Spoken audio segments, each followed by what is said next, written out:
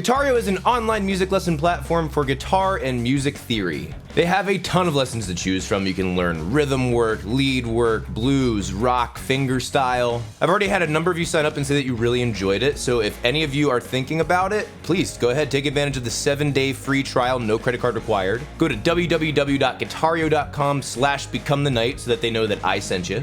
And then even a weeb like you can play Wonderwall and get all the chicks. Hey guys, it's Mike with Become the Night. Welcome back to another reaction video. Today we are doing a band that I haven't talked a whole lot about. Today we are taking a look at one of the newer songs by Coheed and Cambria. This song is called Unheavenly Creatures, and I don't know if it has any relation to the movie that came out in 1994. I've never seen the movie. I was just doing a little bit of research looking for the lyrics, and that was actually the first thing that popped up. So yeah, let's take a look at this fucking weirdness of a music video.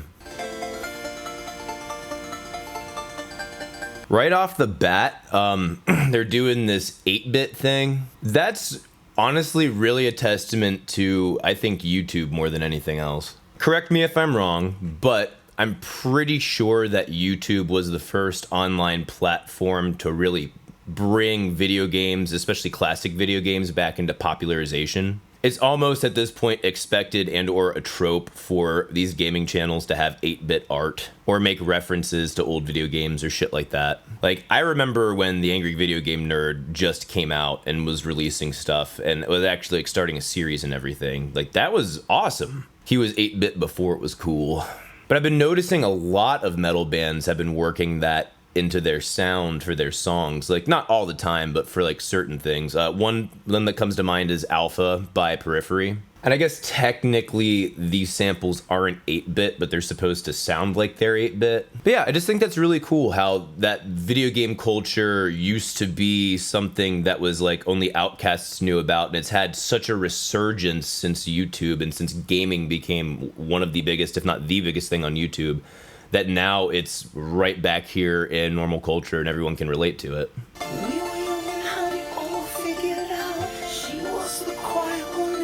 Alright, so as far as I can tell so far in this video, we have Two-Face Affleck and Lando Calzone riding in a spaceship of some sort, and then like a random flashback to like Pink Vega, setting up like a sci-fi type of scene here. God, those harmonies.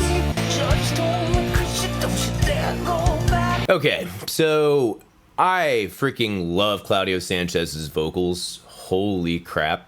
If he could sing on my album, I'd be like, done, we won, we won.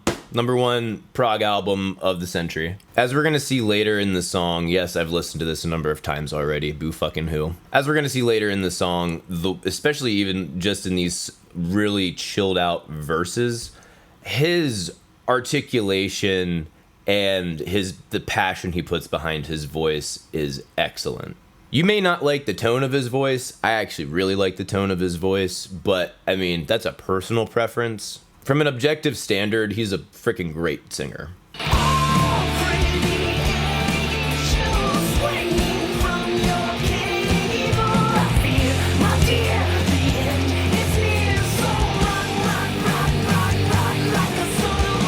Okay, now let's talk about this chorus. Coheed and Cambria is kind of a weird band in the sense that they actually have a lot of songs that are straight up prog rock. There's no second guessing that. But the weird thing is too, they also have a lot of songs that are kind of like poppy, and this definitely falls into that category. Holy crap, that chorus is insanely catchy. I don't know how much of the chorus I'm gonna be able to put into the video because of fucking copyright claims and shit. God, they're the worst. If you need to, go and listen to the chorus yourself. That chorus is very, very, very catchy. He starts out with kind of more of a held out, elongated melody, then starts to integrate a little bit more of a rhythmic feel until we get to the run, run, run, run, run, and that repetition emphasizes, first of all, a certain amount of intensity, but that also, after he's already talking about kind of these touchy-feely type of things, it's almost a way of building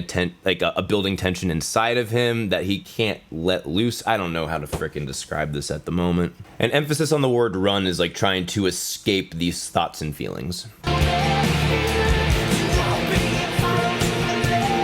All right, legit though, I fucking hate the way this is shot and edited. Like, it has two qualities about it that are awful. And by the way, you could probably say a lot of these things for me as well. One, they do that thing where everything's too close and cut too quickly.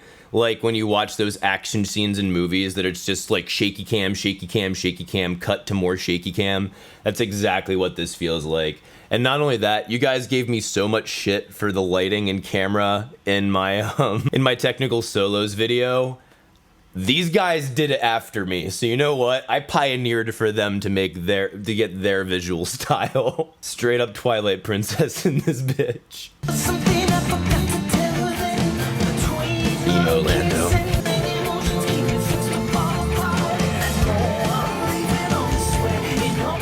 So compositionally, this song is not very complicated and definitely is not innovative whatsoever. The chord structure is a variation off of the 4 chords, but with the exception of the last chord, they made that a 4 if you're looking at it from a minor perspective, whereas typically that would be a 7. Yeah, typically that would be a 7. Gives it a little bit of a darker feeling, definitely a little less resolution, and especially considering the subject matter, I definitely understand the lack of resolution. I also really love that guitar tone and bass tone. That's one thing that I think they got right from the beginning is, man, like they have this ability to make things sound rock, but then when they want to get down to it, it can also sound metal. Like, such a great balance.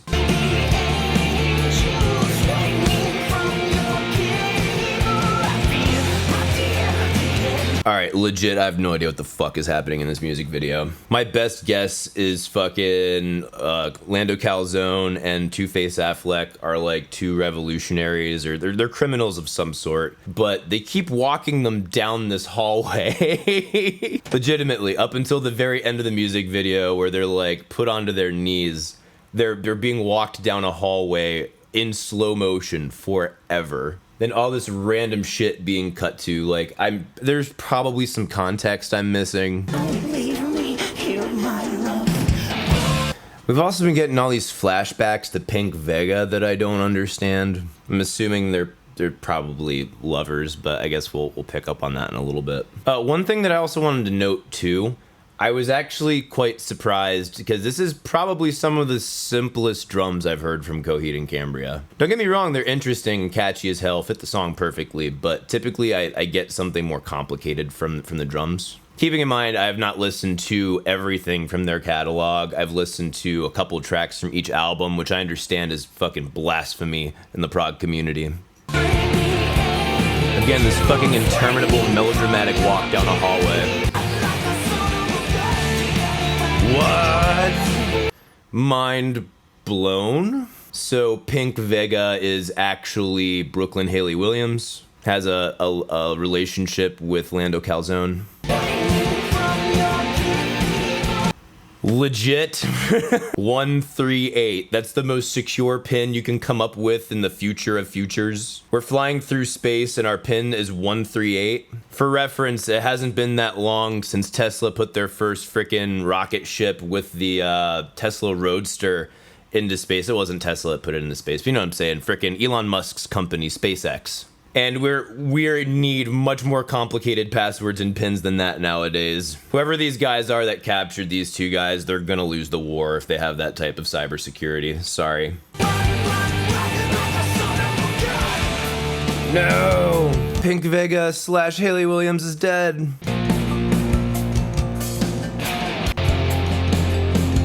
And Lando Calzone's all like... But we're going for that 8-bit theme, so I guess it's probably more like...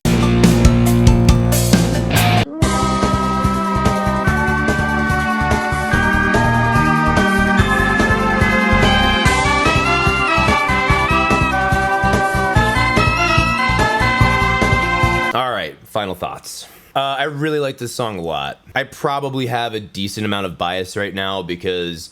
emotionally, this song speaks to me very strongly for what I'm feeling at the moment. Objectively, I think it's a well-written song. Is it amazing?